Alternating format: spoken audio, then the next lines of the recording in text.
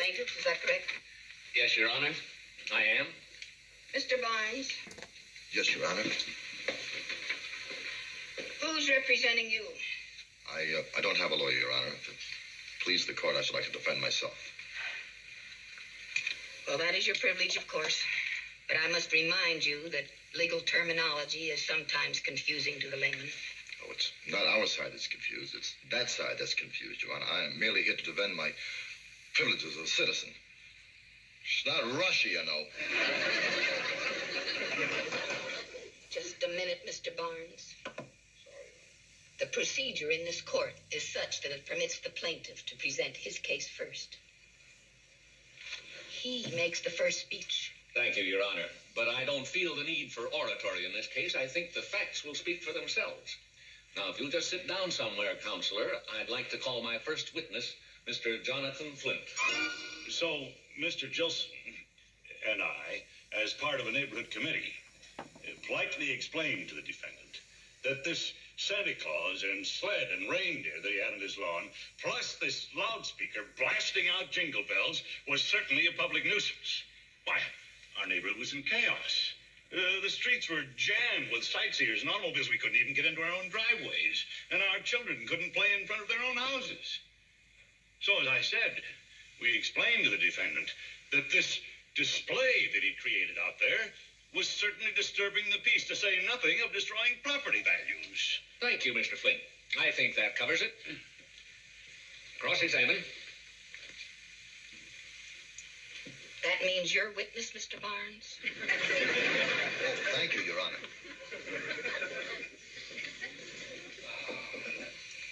Mr. Flint, on the afternoon of March 12th at approximately 5:19 p.m., did you or did you not call my mother a nut? Objection, Your Honor. You talked, let me talk. Mr. Barnes? Mr. Flint is not on trial here. Mr. Barnes' question is entirely irrelevant, immaterial, and has no bearing on this case whatsoever. Well, I'm inclined to sustain counsel's objection. Do you have anything to say, Mr. Barnes? I certainly do. It is relevant because it is part of the res gestae. Res gestae? You have a surprising knowledge of the law for a layman. Not really. I watch television. Well, if you're prepared to connect this up later, I'll override counsel's objection. Please proceed. Thank you, Your Honor. Now, Mr. Flint, please answer the question. Did you or did you not imply that my mother was a nut? What I really said was that anyone who would celebrate Christmas in March must be some kind of a nut. If the judge here believes Christmas means peace on earth, goodwill toward men, at Christmas time, and then still believes the same thing in March, would you say Harana was a nut? I think I might object here, Mr. Barnes. If the witness answers in the affirmative, I'll have to fine him in contempt of court. And if you ask that question again, I'll have to fine you in contempt of court. I withdraw the question, Your Honor. Moreover, I fail to see how you've connected this up with a point of issue in this action, namely whether you are maintaining a public nuisance and in doing so are adversely affecting property values. About those property values. You have a house for sale, right? Yes, I do. Now, how much are you asking for that house? Well, $30,950. No wonder you haven't sold it. Mr. Barnes. Sorry, Your Honor. Mr. Flint, is it not a fact that the Santa Claus on our front lawn has attracted many people to our street? Well, it certainly has. The neighborhood is swarming with them. And is it also not a fact that they have to pass your for sale sign to come see the Santa Claus on our front lawn? Well, yes. And has anyone offered you less than your asking price for the house? They didn't even That's offer. all I want to hear. Cross-examine.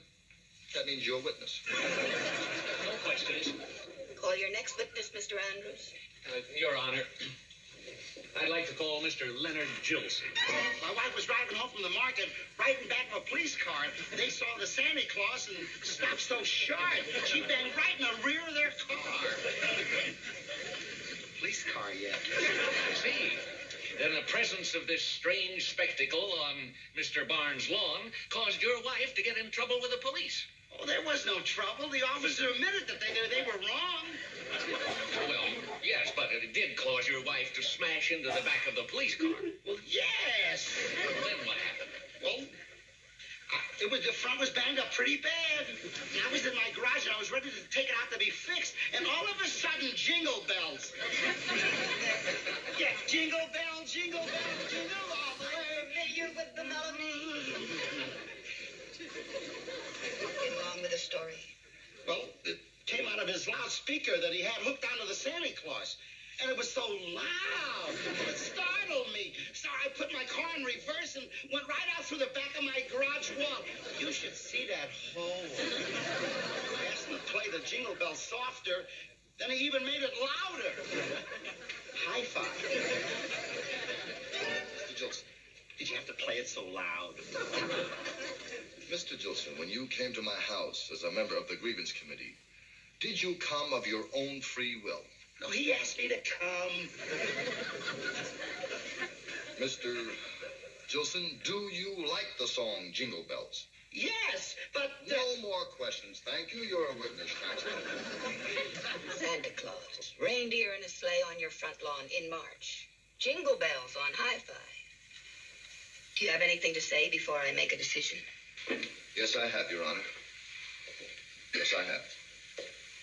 Now, maybe I did go overboard with the loudspeaker.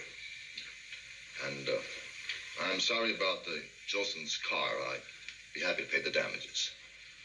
But this thing did not start out with malice aforethought. As a matter of fact, the way it started out was just the opposite. And I can prove it. Then proceed, Mr. Barnes. I should like to call to the stand Mrs. Barnes. Oh, yes, Mr. Barnes. It seems so funny for Joey to call me Mrs. Barnes. I'm sorry, Your Honor. When you asked me to put the reindeer, sleigh, and Santa Claus out on our front lawn in March, didn't it occur to you that it might be just a little ridiculous? Why, no, it didn't seem a bit ridiculous to me. Just between us, as woman to woman. Mrs. Barnes, I must remind you that this is a court of law. And the fact that we are of the same sex will not affect my opinion. Well, naturally, dear. Your Honor. Oh, I mean, Your Honor. Would you mind telling the court in your own words why you had me do what I did? Well, do you just salute the flag on Flag Day? Are you only nice to your mother on Mother's Day? And when good things happen to you, are you only thankful on Thanksgiving Day? It seems to me that people ought to keep the spirit of a holiday a lot more than just one day in the year. Of course, to some people, Christmas means just getting presents or getting stuffed with turkey. But Christmas means a lot more than that. It's the whole spirit of the season that counts. People being nice to each other and trying to spread peace and goodwill. I just wanted to remind people of Christmas and maybe get them to celebrate not a holiday, but the whole idea of it all year long. Well, if it's ridiculous to do that, then I guess I was just ridiculous. You have a perfect right to drag us into court as a public nuisance. Your Honor, I don't know how you handle these cases, but if that's the law, then you can just arrest me as a ridiculous old woman. Thank you, Miss Barnes. Thank you very much. Your Honor, this is all very enlightening, but it has no bearing on the case. I'm inclined to disagree with you, Mr. Andrews, and Mrs. Barnes, I'm afraid I must disagree with you, too. I was afraid you would. You are not a ridiculous old woman at all. If more people had in their hearts what you have in yours, a deep faith in the essential goodness of your neighbors, then we would indeed have peace on earth, goodwill toward men. And as far as that Santa Claus is concerned, you can keep him on your front lawn from now until Christmas. Case dismissed. Oh, Mr. Barnes, may I see you for a minute? You will turn down the volume on your hi-fi, I'm sure. Oh, yes. Yes, I certainly will, Your Honor. Good. Yes. Court's adjourned. Thank you. Merry Christmas.